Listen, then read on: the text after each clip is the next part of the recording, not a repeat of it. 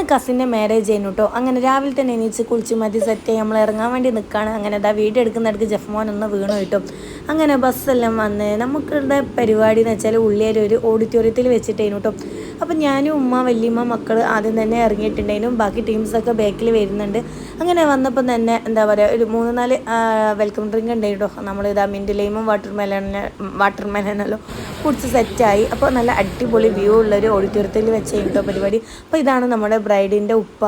അങ്ങനെ സ്റ്റേജ് കണ്ടപ്പോൾ ജഫ്മോനും 2 സ്റ്റെപ്പെല്ലാം ഇട്ട് കഴിഞ്ഞതിന് ശേഷം നമ്മളിതാ ഫുഡ് കഴിക്കാൻ വേണ്ടിയിട്ട് താഴേക്ക് വന്നതാണ് കേട്ടോ.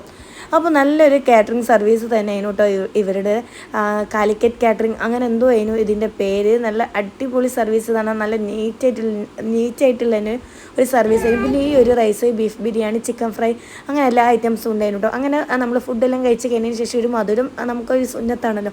അങ്ങനെ അത് ഐസ്ക്രീം എല്ലാം കഴിച്ച് ബാക്കി വിശേഷങ്ങളായിട്ട് അടുത്ത വീഡിയോയിൽ